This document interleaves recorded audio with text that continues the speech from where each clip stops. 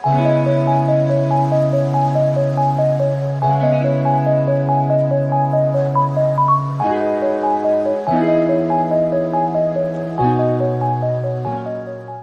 friends, welcome back to our channel Learn with Edu Funda. Friends, I'm back with another power packed and energetic video for PET. तो friends, आज मैं एक नया series शुरू करने वाला हूँ जिसमें आपका क्विक रिवीजन पूरा जो सिलेबस करा दिया जाएगा सिर्फ अगले 10 दिनों में। तो इसलिए इसका सीरीज का जो नाम रखा गया है वो है 10 का दम। मतलब कि आपको 10 दिनों में पूरा दम लगा के इस बार एग्ज़ाम निकाल ही लेना, अपना सिलेक्शन श्योर करा लेना है। पीईटी में एक सेट आपको क्वालिफाई करने के लिए करना पड़ेगा। सिर्फ 10 दिन आपके पास टाइम रह गया है। तो फ्रेंड्स, अफवाह पर ध्यान ना दें कि एग्ज़ाम पोस्टपोन होगा, क्या होगा, इससे मतलब नहीं है, क्योंकि ऑफिशियल अभी तक कुछ भी नहीं आया। तो बस 10 दिन बचे हैं। अब दिमाग में इसी को बैठा लीजिए अपने, और किसी को ध्यान में रखते हुए अपनी तैयारी कीजिए, क्योंकि मैं जो ला रहा हूँ वो बहुत इंटरेस्टिंग पूरा फैक्ट से भरा हुआ है। सारे स्लाइड, जैसे हर बार मैं क्वेश्चन ऐसे ही लाता हूँ जिसमें ज़्यादा से ज़्यादा इन्फॉर्मेशन मिल सके आपको। तो अब जो है उसको और ही अच्छे लेवल पर कर दिया गया है, इसलिए इसका नाम रखा गया 10 का दम। 10 दिन में अपना लगा दिखाना है दम। मैं भी अपना दम लगा रहा हूँ और अपना दम आप भी लगाइए। तो चलिए फ्रेंड्स, शुरू करते बिना किसी देरी के ऊपर। अगर आप हमारे चैनल पर नए हैं तो चैनल को लाइक करें, शेयर करें और सब्सक्राइब करें। फ्रेंड, ज़्यादा लोगों से सब्सक्राइब करिए और शेयर करिए उनसे। चलिए फ्रेंड्स, शुरू करते हैं आज का हमारा पहला धाकड़ क्लास का पहली क्वेश्चन। पहला क्वेश्चन है हमारा, कौन सा जोड़ा गलत है। यहाँ पे ध्यान देने बात है, पूछा गया है क्योंकि एग्जाम में पास आ गया है फ्रेंड, तो प्रेशर आपको बढ़ता जाएगा। तो हर बात को आप ध्यान से देखिएगा और समझिएगा। यहाँ पे गलत की बात पूछ रहा है। ऑप्शन ए है शिशुवध प्रतिबंध, ये लॉर्ड वेलेस्ली ने लगाया था। सती प्रथा प्रतिबंध लॉर्ड विलियम बेंटिक ने लगाया था। ऑप्शन सी हिंदू विधवा पुनर्विवाह जो एक्ट था ये कैनिंग ने लेके आया था। Option D Sharda act Irwin लेके आए थे। Option E age of consent act ये लॉर्ड लैंसडाउन लेके आया था। या फिर एफ जो है इसमें इनमें से कोई नहीं। तो फ्रेंड, देख रहे हैं कि मैंने ऑप्शन के जो नंबर ऑफ ऑप्शंस भी होते हैं उनको भी बढ़ा दिया, जिससे कि आपको 4 से 5 फैक्ट एक ही क्वेश्चन में दे सकूं। और आप जो 10 दिन अगला 10 दिन है इसकी स्ट्रेटेजी बिल्कुल अलग है, क्योंकि इसमें ही 10 दिन में आपको सब कुछ कवर करा देना है, ऐसे फैक्ट भर भर के आपको दे के। फ्रेंड्स, अब बिल्कुल भी टाइम नहीं बचा है तो अच्छे से करिए सब कुछ। तो फ्रेंड्स, ये जो शिशुवध प्रतिबंध लॉर्ड वेलेस्ली बिल्कुल सही है, इन्होंने इसने ही सहायक नीति भी लाया थी। अगला क्वेश्चन देखते हैं, अगला पॉइंट देखते हैं। सती प्रथा प्रतिबंध लॉर्ड विलियम बेंटिक 1929 में। सब फ्रेंड्स बताए हुए, पर मैं इसका रिविजन करवा रहा हूँ अब 10 दिनों में आपकी। 1929 में राजा राम मोहन राय की सहायता से हिंदू विधवा पुनर्विवाह लॉर्ड केनिन लेके आया था। केनिन के समय में 1857 की क्रांति हुई थी। शारदा एक्ट इरविन के समय में गांधी इरविन समझौता हुआ था। और आपका सविनय अवज्ञा आंदोलन, राउंड टेबल कॉन्फ्रेंस, ये सब इरविन के समय में हुआ था। Age of consent act Lansdowne Lord Lansdowne. तो फ्रेंड्स, इसमें सभी के सभी जो ऑप्शन है सब बिल्कुल करेक्टली मैच है, मतलब इन्होंने ही ये काम किया है या फिर इन्होंने ही एक्ट लेके आया है ये। तो इसमें ऑप्शन हो जाएगा ऑप्शन एफ, यानी कि इनमें से कोई ऐसा नहीं है जो गलत हो। तो ठीक फ्रेंड्स, उम्मीद करता हूँ आपको ये क्वेश्चन क्लियर हो गया होगा। अगला क्वेश्चन देखते हैं, कौन सा कथन असत्य है। कांग्रेस के सबसे युवा अध्यक्ष, बात हो रही है सबसे युवा अध्यक्ष अबुल कलाम आज़ाद थे। अगला ऑप्शन देखते हैं, मौलिक अधिकारों की मांग जो फंडामेंटल राइट्स होती है इसकी डिमांड 1931 सरदार वल्लभ भाई पटेल ने कराची अधिवेशन में की थी। मतलब कि जो ये जो बात है मौलिक अधिकारों की मांग सबसे पहले सरदार वल्लभ भाई पटेल ने कराची अधिवेशन में 1931 में की थी। अगला ऑप्शन देखते हैं, गांव में होने वाला, इंपॉर्टेंट है, गांव में होने वाला कांग्रेस का प्रथम अधिवेशन 1937 में फैजपुर में हुआ था। तो क्या ये वाला ऑप्शन गलत है। या फिर ऑप्शन डी मुस्लिम लीग समझौता 1916 के समय कांग्रेस के अध्यक्ष रास बिहारी बोस थे। मतलब जो 1916 का अधिवेशन हुआ था इसमें जो कांग्रेस का विभाजन हो गया था 1907 में, उसी का एक बार फिर से मिलन हो गया मुस्लिम लीग और इसमें 1916 में। तो फ्रेंड्स, इसका बता रहा है कि रास बिहारी बोस के अध्यक्ष थे। हमको बताना है कौन सा ऑप्शन इसमें गलत है, जैसा कि मैंने बता दिया कि इसमें असत्य ढूंढना है। एक क्वेश्चन पढ़िए, 4 क्वेश्चन तैयार करिए। आई होप फ्रेंड्स आपने आंसर कर दिया होगा। तो इसका सही आंसर है, यानी कि जो गलत ऑप्शन है आपका, यह है ऑप्शन डी। यानी जो 1916 में तो हुआ था, पर इसका अध्यक्ष रास बिहारी बोस न होकर अंबिका, अगर मैं लिखना चाहूँ तो अंबिका चरण मजुमदार उनका नाम था। अंबिका, सी से चरण, एम से मजुमदार। ये 1916 के कांग्रेस के अध्यक्ष थे, जिनके समय में ये मुस्लिम लीग और कांग्रेस फिर से एक हो गए थे। जबकि रास बिहारी बोस तो 1907 के कांग्रेस का अधिवेशन की अध्यक्षता की थी, जिसमें कांग्रेस का विभाजन हो गया था। आई होप फ्रेंड्स ये दोनों क्वेश्चन आपको समझ में आ गया होगा। चलिए अगला क्वेश्चन देखते हैं, कौन सा कथन गलत है। हर बार गलत ही लाऊंगा ताकि आपको कम से कम 3 सही मिलेगा और एक जो गलत होगा उसको मैं सही करके आपको याद कराऊंगा और कोशिश कराऊंगा कि यहीं पे याद हो जाए। हिंद स्वराज ये किसने लिखा है? महात्मा गांधी ने लिखा है। सोम प्रकाश ईश्वर चंद्र विद्यासागर ने लिखा है। अनहैप्पी इंडिया लाला लाजपत राय ने लिखा है। Discovery of India Rajendra Prasad ने लिखा है। तो बताना फ्रेंड्स कौन सा गलत है, मतलब कौन सा जो है उसके प्रकाशक का नाम गलत है।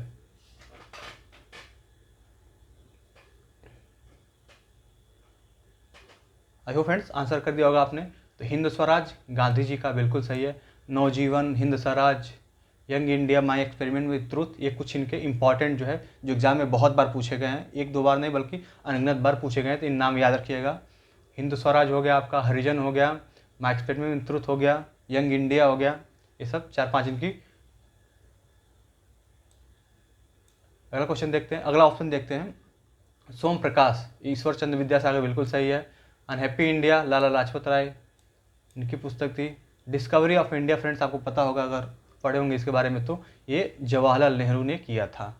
इसको जो किया क्या था, मतलब इसका राइटर जो थे इसके जवाहरलाल नेहरू थे, जबकि राजेंद्र प्रसाद वो थे अनहैप्पी इंडिया के, सॉरी इंडिया डिवाइड के। राजेंद्र प्रसाद थे इंडिया डिवाइड और अनहैप्पी इंडिया तो लाला लाजपत राय हैं। तो ऑप्शन जो गलत था इसमें ऑप्शन डी, यानी कि discovery of India Rajendra Prasad की ना होके ये किसकी है? जवाहरलाल नेहरू की। अगला क्वेश्चन देखते हैं, वेलूर मठ की स्थापना रामकृष्ण परमहंस द्वारा 1887 में हुई थी। ऑप्शन बी, कांग्रेस की स्थापना 1885 में एओयू ह्यूम द्वारा हुई थी। बंग भंग आंदोलन स्वदेशी आंदोलन के नाम से भी जाना जाता है इसे, 1905 में बंगाल विभाजन के विरुद्ध शुरू किया गया था। ऑप्शन डी आपका खुदाई खिदमतगार जो संस्था थी इसकी स्थापना 1930 में अब्दुल गफ्फार खान ने की थी। तो बताना आपको कौन सा इसमें ऑप्शन जो है गलत है।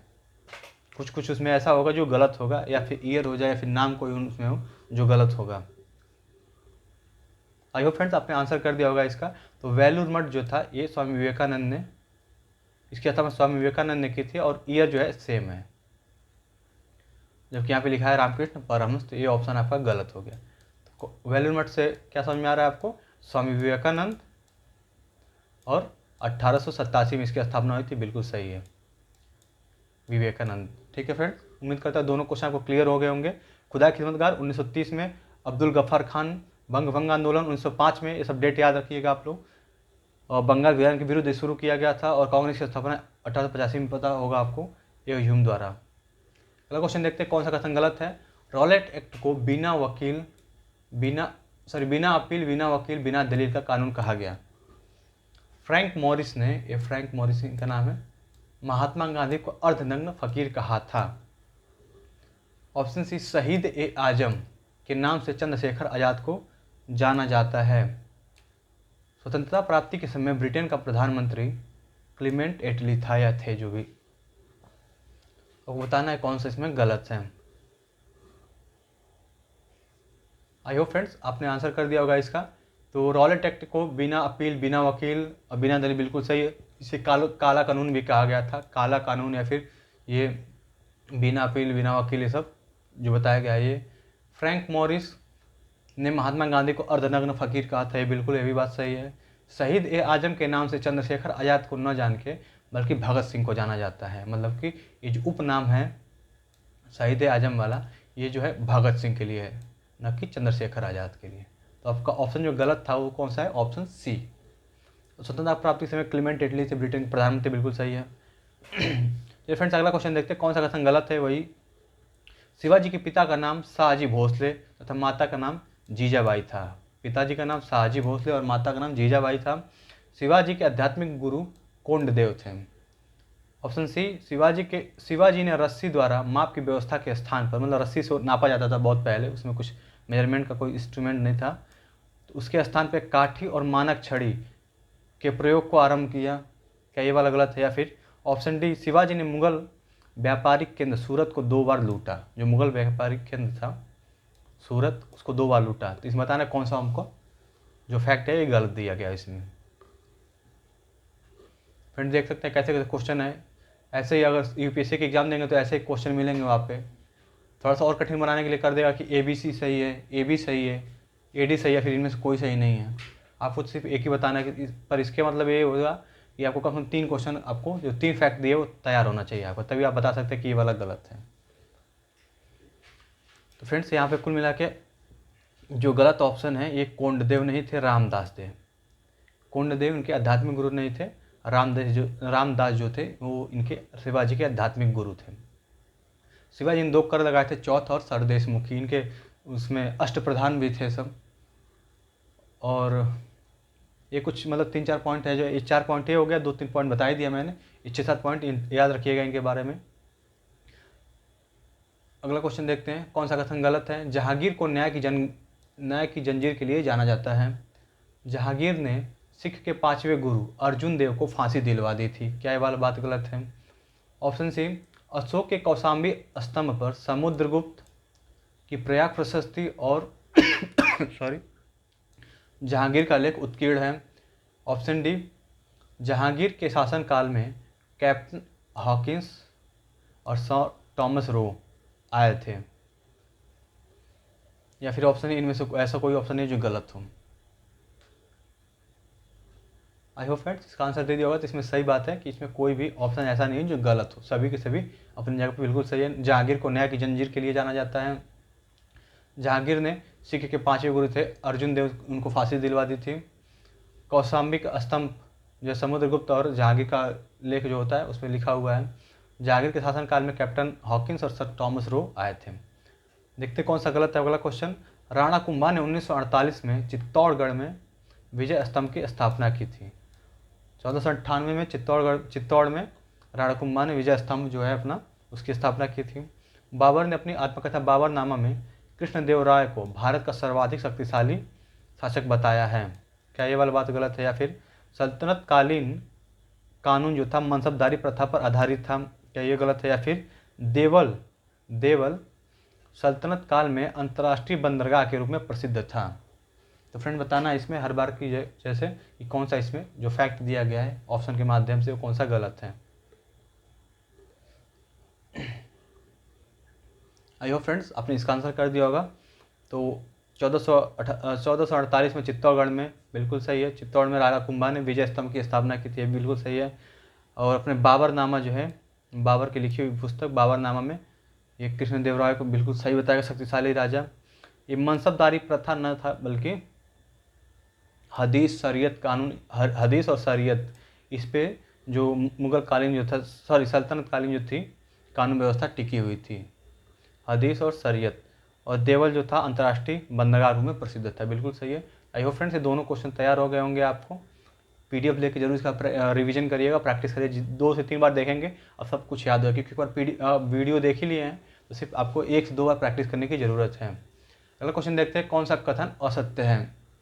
ऑप्शन ए, मंदिर बनाने की कला का जन्म गुप्त काल में हुआ। जो मंदिर बनाया जाता है इस कला का जन्म जो हुआ गुप्त काल में हुआ। ऑप्शन बी, चंद्रगुप्त द्वितीय के दरबार में रहने वाले विद्वान वराह मिहिर, धनवंतरी, ब्रह्मगुप्त, कालिदास थे। शकों पर विजय के उपलक्ष्य में चंद्रगुप्त द्वितीय ने चांदी के सिक्के चलवाए थे। समुद्रगुप्त शिव का उपासक था। बताना फ्रेंड्स कौन सा इसमें गलत है। तो देख रहे हैं फ्रेंड्स हर टॉपिक को मैंने टच किया जो उसमें मेंशन किया गया, हर टॉपिक और हर वो पर्टिकुलर नाम जो है जो इसमें दिया गया आपके सिलेबस में सब उसको टच करके कोशिश करा रहा हूँ कि सारा जल्दी आपको ये 10 दिन के भीतर ख़त्म करा दूँ रिवीजन करा के।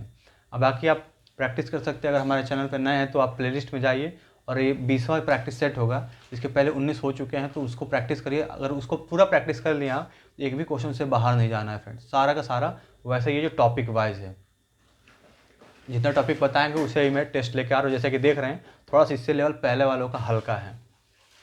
तो फ्रेंड्स इसका सही आंसर समुद्रगुप्त शिव का उपासक न होकर बल्कि विष्णु का उपासक था। विष्णु का उपासक था समुद्रगुप्त। समुद्रगुप्त को पता है भारत का नेपोलियन कहा जाता है। इसको विक्रमक कविराज के नाम से जाना था क्योंकि बीड़ा बजाती हुई मुद्रा भी इसकी उस पर सिक्कों पर लिखे थे। और समुद्रगुप्त ने कोई मतलब ऐसा कोई युद्ध नहीं हुआ जो हारा हो, ये सारे के सारे जीता इसने। और प्रयाग प्रशस्ति पे हरिशेठ इसका राज दरबारी कवि था। अगला क्वेश्चन देखते हैं, या फिर इसमें कोई देखते हैं और कोई इंपॉर्टेंट पॉइंट हो तो बता दूं मैं आपको। चंद्रगुप्त द्वितीय को विक्रमादित्य की ही उपाधि मिली थी। अगला क्वेश्चन देखते हैं। बौद्ध धर्म में पुनर्जन्म की मान्यता है। बुद्ध काल लालन पालन की मौसी गौतमी ने किया था। महावीर के बचपन का नाम सिद्धार्थ था।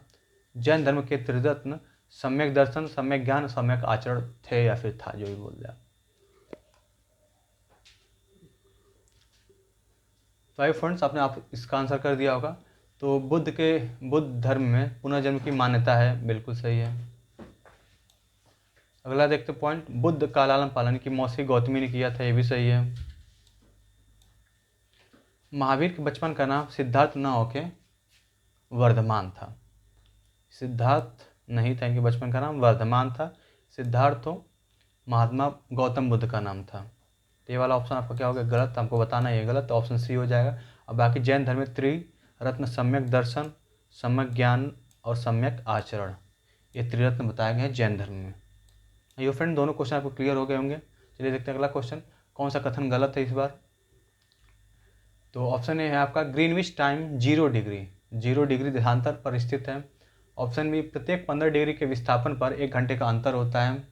ऑप्शन सी, भारत में 82 82.5 डिग्री कह सकते हैं, 82.5 डिग्री पूर्वी देशांतर है जो इलाहाबाद से होकर गुजरता है, जो मानक समय से 5.5 घंटे आगे है। तो क्या ये वाला फैक्ट गलत है। या फिर ऑप्शन डी, विश्व को 24 समय जोनों में विभाजित किया गया है।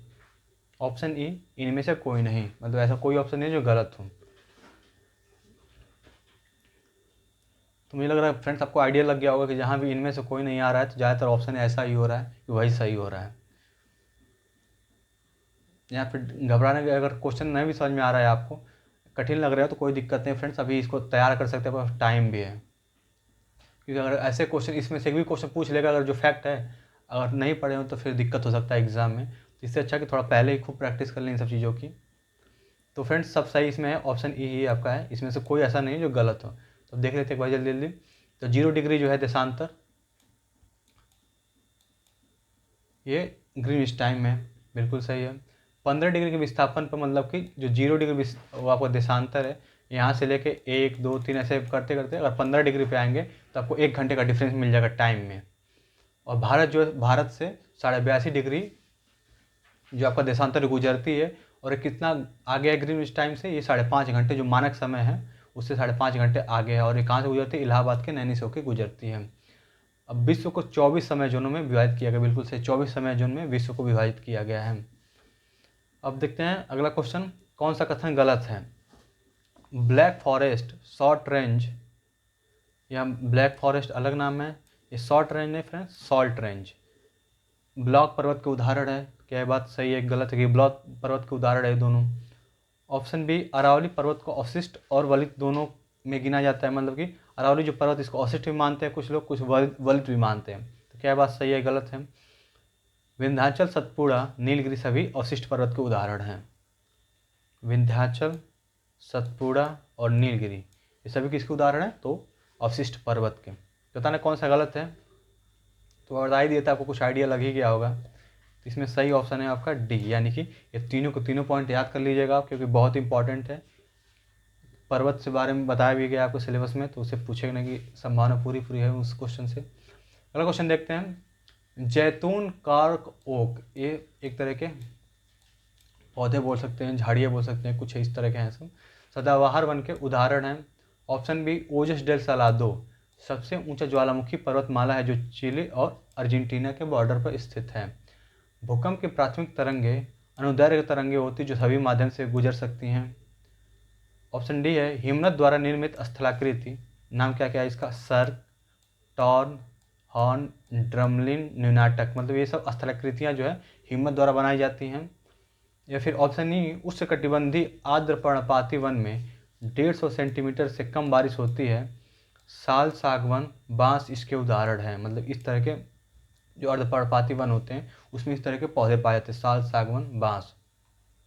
और से शीशम चंदन भी पाया जाता है, साल, सागवन, शीशम चंदन याद कर सकते हैं इसे जल्दी।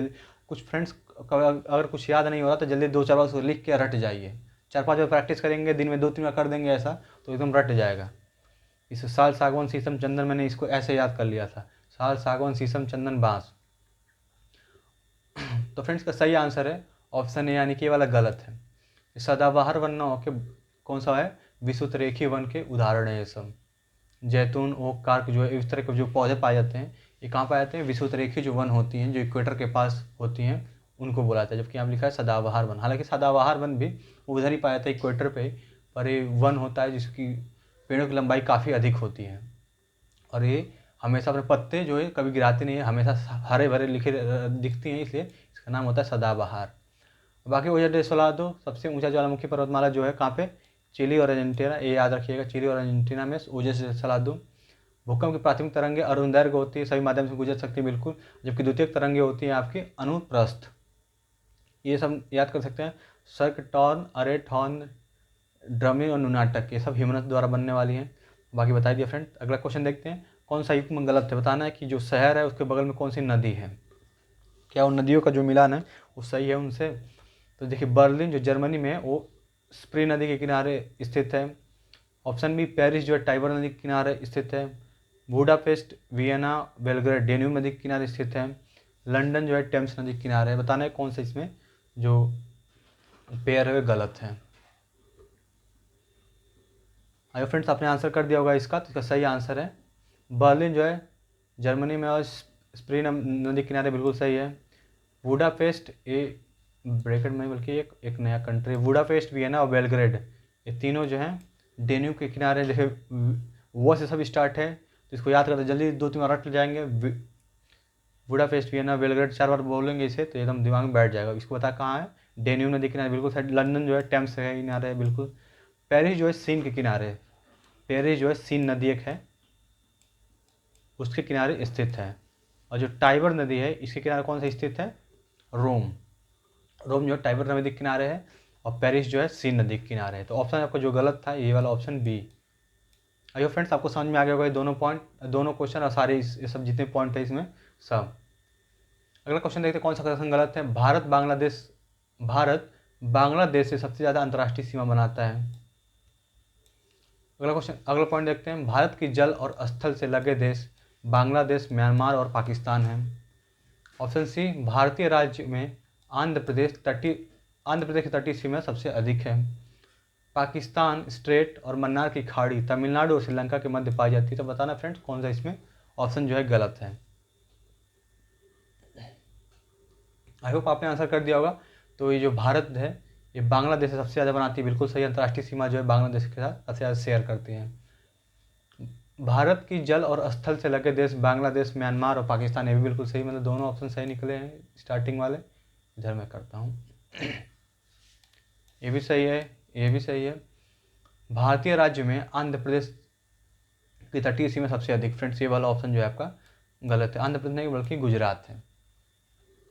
जो तटीय राज्य की सीमा जो है ये किसकी है, तो गुजरात की है। यहाँ पर लिखा आंध्र प्रदेश, और बाकी ये तब ये समझा कि ये भी सही होगा। पाकिस्तान स्टेट और पाक स्टेट जिसे बोलते हैं, पाक स्टेट या फिर मन्नार खाड़ी, ये तमिलनाडु और श्रीलंका के मध्य पाई जाती है, बिल्कुल सही है। अब देखते हैं फ्रेंड 5 क्वेश्चन आपका पॉलिटी का।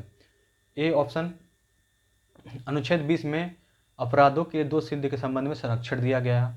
अनुच्छेद 21 में प्राणदायक स्वतंत्रता दी गई है। अनुच्छेद 22 में कुछ दशाओं में गिरफ्तारी और निरोध में संरक्षण दिया गया है।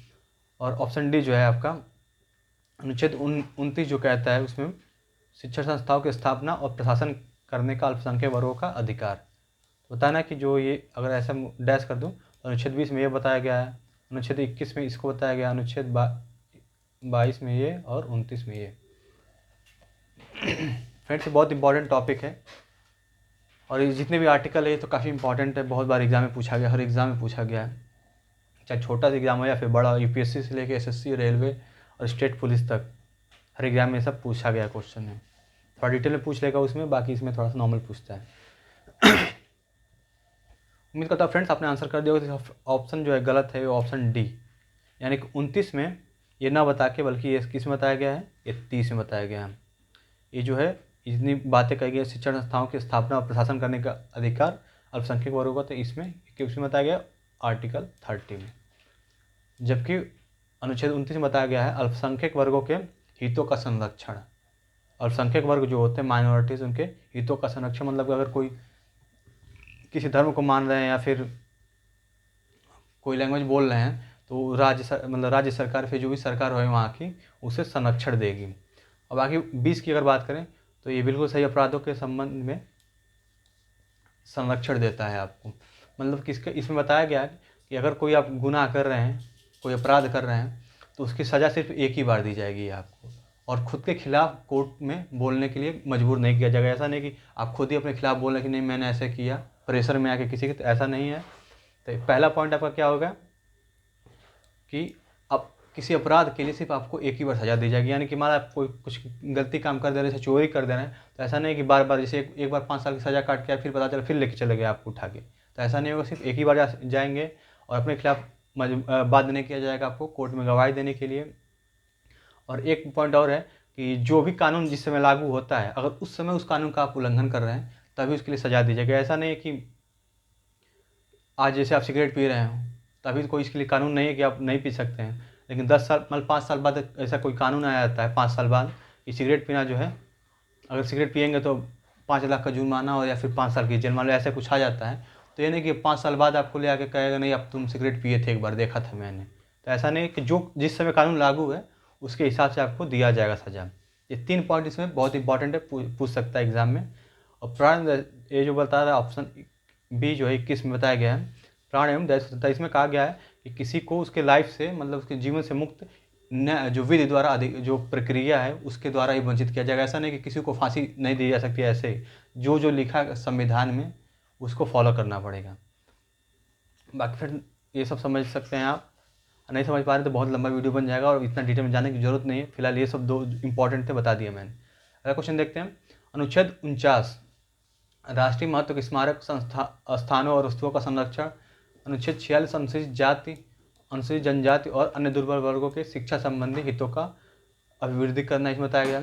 नीलम संजीव रेड्डी पहली बार में ही निर्विरोध राष्ट्रपति चुने गए थे। ऑप्शन डी, अनुच्छेद 74 के तहत राष्ट्रपति को सलाह देने के लिए एक मंत्रिपरिषद होगा। ऑप्शन ए, वर्तमान समय में राज्यसभा के सदस्यों की संख्या 245 है, जिसमें 12 जो है राष्ट्रपति द्वारा मनोनीत किए जाते हैं। फ्रेंड्स समझ में आ रहा है वीडियो, लग रहा है कि हाँ इसमें जो भी है बहुत सही है, तो लाइक ज़रूर करिएगा। जितना व्यूज़ आएगा उतना लाइक आएगा तो बहुत अच्छा लगेगा मुझे, क्योंकि इसके पीछे देखिए कितना मेहनत हो रहा है। ये 5 फैक्ट लिखने में और कंटेंट बनाने में तो कम से कम 2 से 3 से 4 घंटा लग रहा है फ्रेंड्स एक वीडियो तैयार करने में। तो फ्रेंड्स का सही आंसर है इसमें से ऐसा कोई भी नहीं, एक तो कुछ बताता हूँ, ये ऑप्शन सी, यानी कि नीलम संजीव रेड्डी जो पहली बार में हार गए थे, जबकि दोबारा जब उठे थे दूसरी बार तब वो निर्विरोध चुने गए थे राष्ट्रपति। जब पहली बार उठे थे राष्ट्रपति के चुनाव के लिए तो हार गए थे, लेकिन जब नेक्स्ट टाइम उसके अगली बार उठे तो वो निर्विरोध चुने गए थे, मतलब इनके विरोध में कोई खड़ा ही नहीं हुआ। ऐसे में पूछा था गलत, तो ये ऑप्शन सी होगा, बाकी सब ये ऑप्शन सही है। अगला क्वेश्चन देखते हैं, कौन सा कथन गलत है। उत्तर प्रदेश में लोकसभा की सीट 80 है, बिहार में 40 सीट है, गोवा में 2 सीट है, या फिर नागालैंड में 2 सीट है। बताना इसमें कौन सा ऑप्शन आपका गलत है।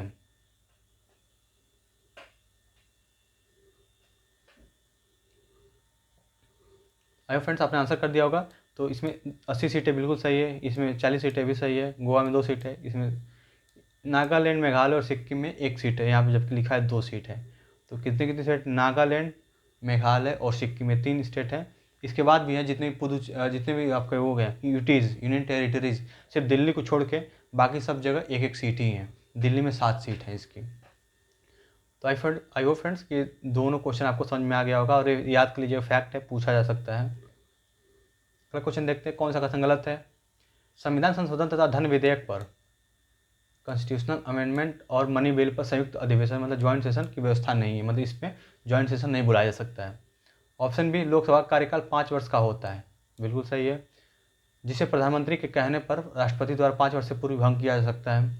ऑप्शन सी, उच्चतम न्यायालय के न्यायाधीश बनने के लिए कम से कम 5 वर्ष तक उच्च न्यायालय में अधिवक्ता रह चुका हो, तब वो बनेगा उच्चतम न्यायालय का न्यायाधीश। उच्च न्यायालय के न्यायाधीश अपने पद से इस्तीफा राष्ट्रपति को संबोधित करके कभी भी दे सकता है। आई होप फ्रेंड्स आपने आंसर कर दिया होगा, तो ये वाला बिल्कुल सही है कि संविधान संशोधन और धन विधेयक पर संयुक्त जो बैठक होती है उसका कोई व्यवस्था नहीं किया गया है। लोकसभा का कार्यकाल 5 वर्ष का होता है तो पता ही होगा, जिसे प्रधानमंत्री कहने पर राष्ट्रपति द्वारा 5 वर्ष के पूर्व भी भंग किया जा सकता है। बिल्कुल सही है। उच्चतम न्यायालय के न्यायाधीश बनने के लिए कम से कम 5 वर्ष नहीं बल्कि 10 वर्ष 10 वर्ष आप अधिवक्ता रह चुके हों उच्च न्यायालय में, या फिर 5 वर्ष तक एक या फिर एक से अधिक उच्च न्यायालय में आप क्या जज रह चुके, न्यायाधीश रह चुके हों। 10 वर्ष के लिए अधिवक्ता, उच्च न्यायालय में आप अगर हैं 10 वर्ष के लिए अधिवक्ता हों या फिर 5 वर्ष तक वहाँ पे जज के रूप में कार्य किए हो, तब आप उसके लिए एलिजिबल हो पाएंगे उच्चतम न्यायालय के न्यायाधीश के लिए।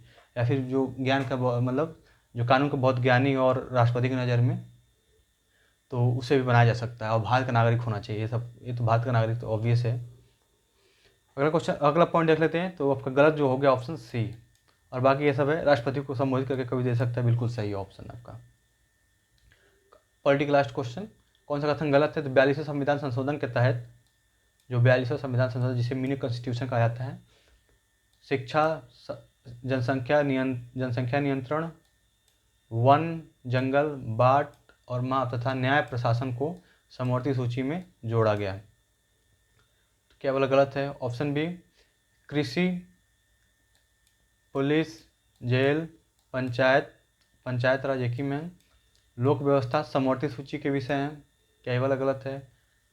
संघ के प्रमुख राज्य से शुरू होता है, निगम कर, सीमा शुल्क, निर्यात शुल्क, रेल संपत्ति कर आदि। फ्रेंड्स ये कहना चाहता है जो संघ होता है इस पे कर वो लगाते हैं। सब जो मैटर दिया गया है, जैसे आपका निगम कर, सीमा शुल्क, निर्यात शुल्क, रेल संपत्ति, इस पे जो कर लगाने का अधिकार किसके पास है? तो ये राज्य नहीं, कुछ और होगा यहाँ पे। मतलब इसमें जो बताया गया ऑप्शन में कि संघ जो है इस सब पे कर लगाता है, जितने भी इसमें पॉइंट मेंशन किया। तो बहुत इंपॉर्टेंट, बहुत बार पूछा गया ये सब। राज्य के प्रमुख राजस्व स्रोत, तो राज्य के प्रमुख जो राजस्व स्रोत हैं, कहाँ कहाँ से राज्य को राजस्व मिलता है, वो है कृषि, विक्रय कर, टोल टैक्स जिसे पथकर बोलते हैं, फिर व्यक्ति कर। तो फ्रेंड्स बताना इसमें कौन सा ऑप्शन गलत है। फ्रेंड्स इस स्लाइड से तो एक क्वेश्चन पॉलिटी में पक्का ही रहता है। तो इसका सही आंसर है फ्रेंड्स ये समवर्ती सूची, ऑप्शन बी गलत है। इसका मतलब समवर्ती सूची का विषय ना होके किसका विषय है? ये है राज्य सूची का विषय, मतलब स्टेट लिस्ट जो होता है उसका विषय है। कौन कौन सा? कृषि, पुलिस, जेल, पंचायती राज और लोक स्वास्थ्य, ये राज्य सूची के विषय हैं। बाकी ये सब है, इसको जोड़ा गया था बहुत बार, मतलब समझ लें कि अनगिनत बार पूछा गया ये वाला क्वेश्चन कि 42वें संविधान संशोधन के साथ क्या क्या जोड़ा गया। तो शिक्षा, जनसंख्या नियंत्रण, बाट एवं माप, वन एवं जंगल और न्याय प्रशासन, इसमें कितने विषय हैं? तो इसमें 52 विषय हैं समवर्ती सूची में। आई होप फ्रेंड्स ये सब बता ही दिया आप मैंने, तो समझ में आ गया होगा, उम्मीद करता हूँ आपको। अगला क्वेश्चन देखते हैं। अब थोड़ा देख लेते हैं किसकी, इकोनॉमिक्स की। 8वीं पंचवर्षीय योजना का उद्देश्य संसाधन विकास अर्थात रोजगार, यहाँ पे मानव संसाधन विकास होगा, यहाँ पे पूरा जो है मानव संसाधन विकास अर्थात रोजगार, शिक्षा और जन स्वास्थ्य था। मतलब जो 8वीं पंचवर्षीय योजना थी उसका मुख्य उद्देश्य था रोजगार को बढ़ावा देना, शिक्षा को बढ़ावा देना और जन स्वास्थ्य को। बी पॉइंट जो है आपका 10वीं पंचवर्षीय योजना में 7.7 औसत सालाना वृद्धि दर्ज की गई थी, जो किसी भी योजना में सर्वाधिक थी। और ऑप्शन सी है 11वीं पंचवर्षीय योजना का मुख्य उद्देश्य तीव्रतम एवं समावेशी विकास था। तो फ्रेंड्स एक कठिन क्वेश्चन में गिने जाते हैं इस तरह के क्वेश्चन, और आपका दिया है सिलेबस में ये, तो कुछ ही पूछ सकता है, तो इसलिए मैं सोच रहा हूँ सब कवर करा दूँ। और सारे सब पॉइंट जो इजी वाले हैं, नॉर्मल वाले हैं, वो सब मैंने कवर करा दिया है। तो प्लेलिस्ट में जाकर सब देख सकते हैं। और मैंने कल ओलंपिक का वीडियो बनाया था, अगर नहीं देखा है आपने उसको जाकर जरूर देखिए, क्योंकि बहुत अच्छी वीडियो बनाई गई है। उसमें हर पॉइंट को मेंशन किया गया है, टोक्यो ओलंपिक से लेके, और जो स्टैटिक पोर्शन होते हैं ओलंपिक्स में वो सब उसमें बताया गया है। तो अगर नहीं देखें तो जरूर जाके देखिए, आपका सारे डाउट जो हैं ओलंपिक से रिलेटेड क्लियर हो जाएंगे उसमें, एक ही वीडियो में। 40 मिनट का वीडियो है फ्रेंड्स, उसको जरूर देखिएगा। तो फ्रेंड्स इसका सही आंसर है ऑप्शन डी, यानी कि इसमें से कोई ऑप्शन नहीं ऐसा जो गलत है। 8वीं पंचवर्षीय योजना का जो मुख्य उद्देश्य था वो रोजगार, शिक्षा और जन स्वास्थ्य को बढ़ावा देना, बिल्कुल सही है। 10वीं पंचवर्षीय योजना का जो औसत था सालाना वृद्धि वो 7.7 था, जो इसके पहले जितनी भी मतलब 9 पंचवर्षीय योजना हो चुकी थी इसके पहले, उनमें किसी में इतना बड़ा लक्ष्य अचीव नहीं हुआ था। और ये वाला 11वीं पंचवर्षीय योजना का उद्देश्य तीव्रतम एवं समावेशी विकास था, बिल्कुल सही है। अगला क्वेश्चन देखते हैं। सेबी की स्थापना 1990 में हुई थी। ऑप्शन बी, सुरेश तेंदुलकर समिति ने निर्धनता रेखा का निर्धारण प्रति व्यक्ति को उपभोग व्यय के आधार पर किया था। ऑप्शन सी है, नई आर्थिक सुधार नीति 1991 में इसका मुख्य उद्देश्य क्या था आया था, जिसका मुख्य उद्देश्य निजीकरण, उदारीकरण और विश्व व्यापारीकरण था। ऑप्शन डी, रेपो रेट जिसे बोलते हैं फ्रेंड्स, रेपो रेट या फिर रेपो दर, जिसमें कॉमर्शियल बैंक रिजर्व बैंक से जिस दर पर नकदी ऋण प्राप्त करता है। फ्रेंड बताना हमको कौन सा ऑप्शन इसमें जो है गलत है।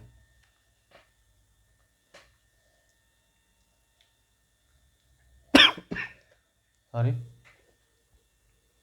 आई होप फ्रेंड्स आपने आंसर कर दिया होगा। तो सेबी की स्थापना 1990 में ना होकर 1988 में हुई थी, 1988 में।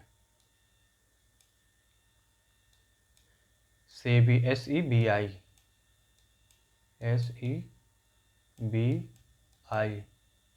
फुल फॉर्म है security exchange board of India, security exchange board of India. Friends इसकी स्थापना कब हुई थी? 1988 में। तो यही पूछा था कौन सा गलत है, तो यही गलत है। और बाकी जो है सुरेश तेंदुलकर समिति जो है ये उपभोग के मतलब जो आप एनर्जी लेते हैं, कैलोरी जो होता है उसके आधार पर इन्होंने निर्धनता का निर्धारण किया था, क्योंकि अगर आप इतने 100 कैलोरी से कम खा रहे हैं तो आप जो है गरीब हैं, या फिर इससे ऊपर खा रहे हैं तो आप ठीक हैं। और जो नई आर्थिक सुधार नीति 1991 में लागू हुई थी, इसका मुख्य उद्देश्य क्या था? निजीकरण में प्राइवेटाइजेशन, लिबरलाइजेशन और ग्लोबलाइजेशन, तीन मेन थे। और रेपो रेट फ्रेंड्स वो होता है जो कॉमर्शियल बैंक जो होते हैं वो आरबीआई से अगर कोई लोन ले रहे हैं, सब कोई ऋण ले रहे हैं, तो उस पर जो ऋण लगाता है आरबीआई उसे बोलते हैं रेपो रेट। और इसके एकदम अपोजिट होता है रिवर्स रेपो रेट, यानी कि अगर आरबीआई किसी बैंक से लोन ले रहा है तो जब वो ऋण लगाते हैं सब, जो बैंक जिस दर पे जो बैंक जब देते हैं सब ऋण आरबीआई को, तो उसे बोलते हैं रिवर्स रेपो रेट। ये फ्रेंड्स ये दोनों क्वेश्चन आपको क्लियर हो गए होंगे। अगला क्वेश्चन देखते हैं। 1 रुपये का नोट तथा सिक्के वित्त मंत्रालय द्वारा जारी किए जाते हैं। प्रथम ग्रामीण बैंक की स्थापना 2 अक्टूबर 1975 में हुई थी। नजमीन कमेटी के सिफारिशों के आधार पर रेल बजट को आम बजट से 1925 में अलग कर दिया गया था। भारत के मुख्य खाद्य फसल जो है चावल है। मतलब भारत की जो मुख्य खाद्य फसल सबसे ज़्यादा खाया जाने वाला चावल है। इसमें बताना कौन सा गलत है। तो फिर चलिए देखते हैं ऑप्शन ए से। 1 रुपये का नोट और सिक्के जो होते हैं ये वित्त मंत्रालय द्वारा जारी किए जाते हैं। एकदम परम सत्य आंसर है, ये बिल्कुल सत्य है। जो 1 रुपये का नोट होता है और सिक्के, बहुत बार पूछा गया, कन्फ्यूजन होता है इसमें। तो 1 रुपये के जो सिक्के होते, सॉरी 1 रुपये का नोट होते हैं, जितने भी सिक्के होते हैं वित्त मंत्रालय द्वारा, और बाकी इससे बड़े जितने भी नोट होंगे आपको वो कौन जारी करता है? आरबीआई करता है। प्रथम ग्रामीण बैंक 2 अक्टूबर 1975 में, बिल्कुल सही है। नजमीन कमेटी नहीं थी फ्रेंड्स, ये एकवर्थ कमेटी थी। एकवर्थ कमेटी जो थी उसी की सिफारिशों के आधार पर रेल बजट को आम बजट से 1925, मतलब ईयर जो है वो सही दिया गया है, बस यहाँ पे जो कमेटी का नाम दिया गया है वो गलत। तो यहाँ पे कौन सा हो जाएगा? एकवर्थ। थोड़ा सा इधर उधर होगा, समझ सकते हैं, बाकी बोल रहा हूँ तो आप समझ में आएगा उसके। एकवर्थ कमेटी, तो एकवर्थ कमेटी ने रिकमेंडेशन दी थी, इसी वजह से रेल बजट को आम बजट से अलग कर दिया गया था। भारत का मुख्य खाद्य फसल बिल्कुल सही है, चावल ही है। इसमें गलत कौन सा था फ्रेंड्स? ऑप्शन सी, यानी कि सही आंसर इसका हो जाएगा ऑप्शन सी। इसमें भी कौन सा कथन गलत बताना है हमको। भारत में सर्वाधिक जोतों की संख्या सीमांत प्रकार की है। नवरत्न का दर्जा केंद्रीय लोक उद्यम विभाग द्वारा दिया जाता है। सिडबी की स्थापना 1990 में हुई थी। मुद्रास्फीति जो इन्फ्लेशन जिसे बोलते हैं, इसमें क्या होता है? कीमत स्तर में वृद्धि होती है, जबकि मुद्रा का वैल्यू जो होता है कम हो जाता है। ऑप्शन ई है इसमें से कोई नहीं, यानी कि ई ऑप्शन जो है इसमें से कोई नहीं।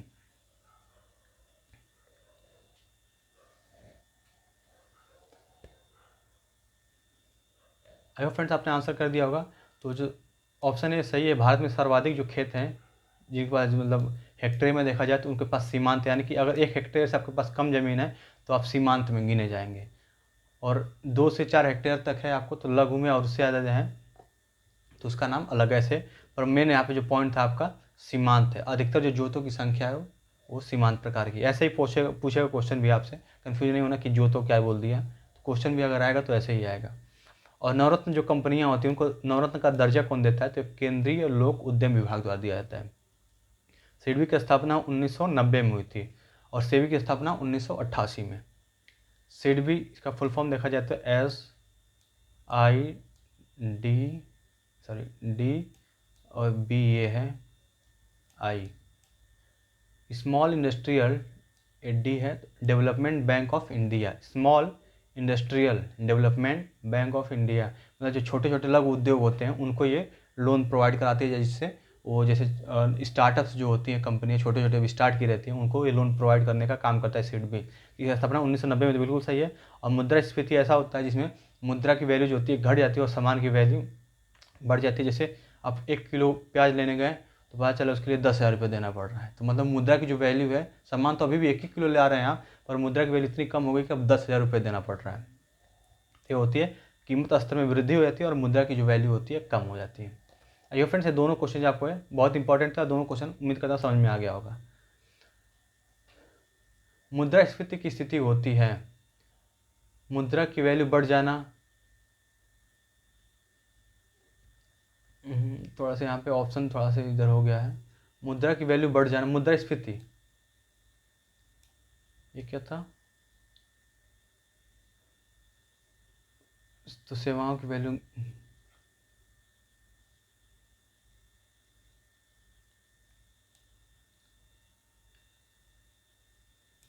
फ्रेंड थोड़ा सा इसमें ऑप्शन जो है इसमें कन्फ्यूजन हो गया, क्योंकि ये दोनों इनमें से कोई नहीं, यानी कि मुद्रा की वैल्यू बढ़ जाना, सेवाओं की वैल्यू घट जाना, ये ऑप्शन बी है।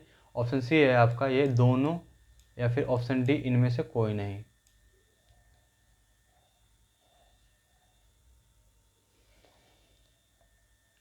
मुद्रास्फीति फ्रेंड्स, ये मुद्रास्फीति नहीं बल्कि मुद्रा अपस्फीति, क्योंकि थोड़ा सा, क्योंकि यहाँ पे इन्फ्लेशन लिखा हुआ है, यहाँ पे क्या लिखा हुआ है डिफ्लेशन, तो यहाँ जो हिंदी में लिखा हुआ है ये गलत है। ये इन्फ्लेशन का मतलब मुद्रास्फीति का ठीक उल्टा होता है। यहाँ पे मुद्रा जो कीमत स्तर होता है वो कम हो जाता है और मुद्रा की वैल्यू जो है बढ़ जाती है। यानी कि जैसे पहले के ज़माना होता था 1 रुपये में गए और 1 रुपये में पता चला कि एक झोला भर के सामान, पूरा कैरी बैग भर के आ रहा है उसमें सामान सिर्फ 1 रुपये में, तो उसमें मुद्रा की वैल्यू क्या थी, अधिक थी। अब जो है मुद्रा की वैल्यू कम हो गई है, क्योंकि सामान अभी भी कुछ लेने जा रहे हैं, जैसे समोसा खा रहे हैं तो 5 रुपये का मिल रहा है एक समोसा, पहले क्या था 1 रुपये में 5 समोसा मिल रहा है। तो एकदम वही उसका उल्टा होता है इसमें फ्रेंड्स, ऑप्शन हो जाएगा सी, यानी कि दोनों जो है मुद्रा की वैल्यू बढ़ जाती है डिफ्लेशन में और सेवाओं की वैल्यू जो होती है एक घर नहीं घट जाती है। अगला क्वेश्चन देखते हैं। अब देखते हैं साइंस का क्वेश्चन। कौन सा कथन गलत है। चलती हुई मोटर कार के अचानक रुकने पर बैठे यात्री आगे की ओर झुक जाते हैं, ये जड़त्व का नियम इसमें लगा होता है। बंदूक से चलने वाली गोली पीछे धक्का देती है, न्यूटन का तृतीय नियम है। दूध से मक्खन निकालना केंद्रीय बल का उदाहरण है। माइक्रोफोन ध्वनि ऊर्जा को विद्युत ऊर्जा में कर देता है, या फिर डी इनमें से कोई नहीं। तो आई फ्रेंड, आई होप कि आपने समझ में आ गया हो कैसे इसको डिजाइन किया क्वेश्चन, तो इसका सही आंसर आप समझ में आ गया, आप समझ ये गए होंगे कि ऑप्शन ई इसका सही आंसर है। मतलब कि अगर अपने ये तो प्रैक्टिकल क्वेश्चन है कि आप बस में जा रहे हैं, कहीं ब्रेक लग गया तो या फिर आगे झुक जाते हैं, तो जिसमें जड़त्व का नियम या फिर न्यूटन का फर्स्ट लॉ लगता है। ऑप्शन बी है, जब गोली चला जाती है बंदूक से तो झटका पीछे देती है, तो इसमें थर्ड लॉ लगता है। थर्ड लॉ पे ही रॉकेट जो होता है काम करता है, इसी सिद्धांत पे। दूध से मक्खन निकालना या फिर जो वॉशिंग मशीन में कपड़े सूखते हैं, ये अपकेंद्रीय बल के उदाहरण है। माइक्रोफोन जो होता है ध्वनि ऊर्जा को विद्युत ऊर्जा में कन्वर्ट कर देता है। तो ये दोनों फ्रेंड्स, ये दो क्वेश्चन बहुत इंपॉर्टेंट थे दोनों ही, तो उम्मीद करता हूँ दोनों समझ में आ गया होगा। इसमें कौन सा कथन गलत है बताना है हमको। बैरोमीटर का पाठ्यांक, एक ही में पाठ्यांक एकाएक नीचे गिरता है तो आंधी तूफान आने की संभावना होती है, तो बिल्कुल सही है। वायु दाब कम हो जाने के कारण पहाड़ों पर खाना बनाना कठिन होता है, तथा वायुयान में बैठे यात्री के फाउंटेन पेन की स्याही रिस जाती है। ऑप्शन सी है आपका, किसी बर्तन में पानी भरा है और उसमें बर्फ पड़ी है, बर्फ पिघलने के बाद भी पानी का स्तर नहीं बढ़ता है। पृष्ठ तनाव के कारण ही लालटेन व लैंप की बत्ती में तेल ऊपर चढ़ता है, यानी कि लालटेन और फिर लैंप जो जलती रहती है। बताने कौन सा गलत है फ्रेंड्स। आई होप आपने आंसर कर दिया होगा। तो ये बिल्कुल सही है, जो एकाएक गिरता है तो आंधी तूफान आती है, धीरे धीरे गिरता है तो बारिश होती है, और धीरे धीरे ऊपर अगर बढ़ रहा है, ये गिरने के बजाय ऊपर उठ रहा है तो मौसम साफ होता है। एकाएक तूफान, आंधी तूफान मतलब झटके से एक ही बार गिर गया, धीरे धीरे हो रहा है नीचे आ रहा है तो बारिश होगी, और धीरे धीरे ऊपर अगर जा रहा है ये बढ़ जा रहा है तो क्या होगा, मौसम साफ़ रहेगा। और बाकी वायदा कम होता है तो पहाड़ खाना बनाना कठिन होता है। ये बहुत क्वेश्चन पूछा गया एग्ज़ाम में। और फाउंटेन पेन जो होता है ये इसकी स्याही रिस जाती है। और बर्तन में पानी भरा है, उसमें बर्फ़ तैर रहा है। अब पूरा पिघल भी जाएगा बर्फ़ अगर, तो भी पानी का स्तर बढ़ता नहीं है, वो ऐसे ही रहता है। जैसे आप कोई मान लीजिए बाउल ले लीजिए एक छोटा सा, इसमें बर्फ़ भरा, मतलब पूरा पानी भरा है, इसमें बर्फ़ भी है, अब पूरा पानी भरा है। तो अगर पूरा बर्फ़ पिघल भी जाएगा यहाँ पे, तो पानी का स्तर जो है बढ़ेगा नहीं, मतलब ऐसा नहीं कि ओवरफ्लो होगा। पानी उतना ही में ही अपने आप को एडजस्ट कर लेगा, क्योंकि पहले से ही बर्फ़ ने अपना कुछ उसका पढ़ेंगे अगर आर्किमिडीज का सिद्धांत, तो सब इसमें बताया गया है। पृष्ठ तनाव के कारण लालटेन, पृष्ठ तनाव नहीं फ्रेंड्स होता है केशिकात्व। केशिकात्व के कारण लैंप और लालटेन जो होती है उसकी बत्ती में तेल जो है ऊपर चढ़ता है, तो यहाँ पृष्ठ तनाव न होकर केशिकात्व होगा। तो आपका गलत ऑप्शन हो जाएगा ऑप्शन डी। कौन सा युग्म गलत है? नींबू में सिट्रिक एसिड पाया जाता है, टमाटर में लैक्टिक अम्ल पाया जाता है, इमली में टार्ट्रिक, या फिर चीटी के डर में मैथनोइक। फ्रेंड्स अब लास्ट चल रहा है धीरे धीरे, हम 50% हम लोग कवर कर लिए क्वेश्चन। तो फ्रेंड्स इसका सही आंसर है ऑप्शन बी, यानी कि टमाटर में लैक्टिक अम्ल ना पाके ऑक्सैलिक एसिड पाया जाता है, ऑक्सैलिक अम्ल पाया जाता है। जबकि लैक्टिक अम्ल तो दूध में, खट्टे दूध जो हो जाते हैं उसमें, जैसे दही हो गया, उसमें लैक्टिक एसिड पाया जाता है। इमली में टार्ट्रिक एसिड बिल्कुल सही है, नींबू में सिट्रिक एसिड, चींटी के डंक में मैथनोइक अम्ल। ठीक है फ्रेंड्स, उम्मीद करता हूँ कि ये दोनों क्वेश्चन समझ में आ गए होंगे आपको। कौन सा कथन गलत है? गाजर, चुकंदर, सलजम, मूली, ये सब चार जो है, गाजर, चुकंदर, सलजम तथा मूली तना के उदाहरण हैं। आलू, प्याज, हल्दी, अदरक, ये भी तने के उदाहरण हैं। ऑप्शन सी एस्बेस्टॉस धूल, जो एस्बेस्टॉस एक तत्व है, उसका धूल जो होता है फेफड़े को प्रभावित करता है। शीशा जो है उदर को, मतलब पेट को प्रभावित करता है। पारा जो होता है ये जो ब्लड वेसल्स होती है, रक्त धाराएं, उनको प्रभावित करता है। ऑप्शन डी है क्लोरोफिल के केंद्र में मैग्नीशियम पाया जाता है। बताना फ्रेंड्स कौन सा इसमें गलत है। फ्रेंड वीडियो पसंद आ रहा होगा तो आप लाइक ज़रूर करिएगा। लाइक वाले बटन में आपको दबाने में बहुत उसमें तकलीफ नहीं होती होगी, उम्मीद करता हूँ मैं। आपको लाइक से पता चलता है कि आपको कंटेंट पसंद आया हमारा।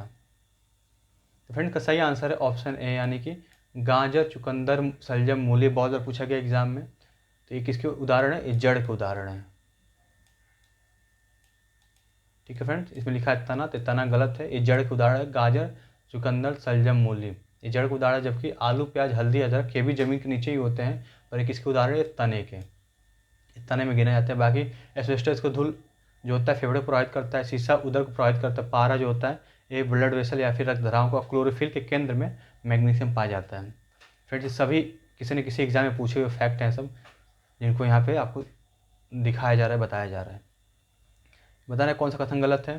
किडनी में बनने वाला पत्थर, जो किडनी में जो पथरी होती है जिसे बोलते हैं स्टोन, एक कैल्शियम ऑक्जेलेट का बना होता है। ऑप्शन बी रुधिर थक्का बनाने के लिए विटामिन के की ज़रूरत होती है।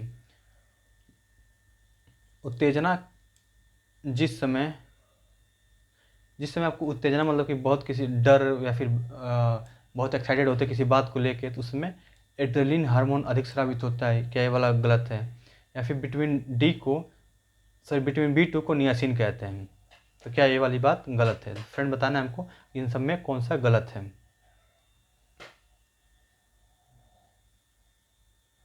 फ्रेंड्स आपने आंसर कर दिया होगा, तो जो इसमें गलत है ऑप्शन डी। ये विटामिन बी टू को ना बल्कि बी3 को नियासिन कहते हैं, और बी2 को तो राइबोफ्लाविन कहते हैं, राइबोफ्लाविन। तो फ्रेंड्स नाम याद कर लीजिएगा, जितने भी विटामिन के नाम होते हैं। मैं थोड़ा सा कोशिश करूँगा अगर लेके एक दिन ऐसा ही बनाऊँ 4 ऑप्शन, और चारों में जितने विटामिन है उसको कवर करा दूँ, क्योंकि विटामिन से काफ़ी पूछा गया नाम, उनका जो केमिकल नेम होता है और वो किस चीज़ के लिए, मतलब किस विटामिन की कमी से कौन सा रोग होता है, ये सब बहुत इंपॉर्टेंट है, तो ये सब पता होना चाहिए आपको। तो यहाँ का ऑप्शन क्या था फ्रेंड्स? बी2 ना होकर बी3 का नियासिन बोलते हैं, और बी2 को राइबोफ्लाविन कहते हैं। और उत्तेजना जब होता है तो एड्रेनलिन हार्मोन जो होता है ये सबसे ज़्यादा अधिक स्रावित होता है। जैसे डर लग रहा है, बहुत खुश हो गए, कोई ऐसा शॉकिंग चीज़ देख लिए, तो इस समय एड्रेनलिन हार्मोन, फ्रेंड्स से बोलते हैं लड़ो, या लड़ो भिड़ो उड़ो हार्मोन भी बोलते हैं इसको। और विटामिन के को ये रुधिर थक्का जमाने में बहुत सहायता करता है। विटामिन को फाइलोक्विनोन बोलते हैं, केमिकल नेम है। और किडनी में जो पथरी होती है वो कैल्शियम ऑक्जेलेट की बनी होती है। तो फ्रेंड्स ये सब फैक्ट याद करिएगा आप लोग। ये देखते हैं अगला क्वेश्चन। राष्ट्रीय मान, अब यहाँ से देखते हैं 5 क्वेश्चन आपके करंट अफेयर्स के। राष्ट्रीय मानवाधिकार के अध्यक्ष के रूप में किसे नियुक्त किया गया? Option A Achal Dattu, option B Arun Kumar Mishra, option C Mohit Saini, या फिर ऑप्शन डी जयदेव भाटिया।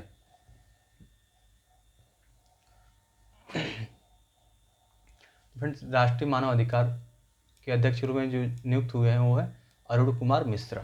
का नाम है अरुण कुमार मिश्रा। तो बहुत इंपॉर्टेंट, एग्जाम में पूछे जाने की पूरी संभावना है इसकी।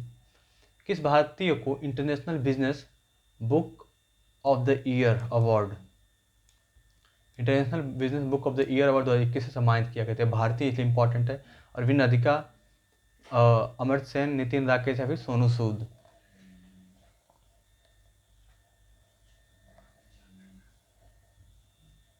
फ्रेंड्स, ओलंपिक तो ख़त्म हो गया, अब आपका मैच शुरू होने वाला है। फाइनल ये भी रहेगा, यहाँ पे भी आपको गोल्ड मिलेगा, सिल्वर मिलेगा। तो फ्रेंड्स, यहाँ पे सही आंसर है आपका, जो अवार्ड मिला है ये नितिन राकेश को मिला है।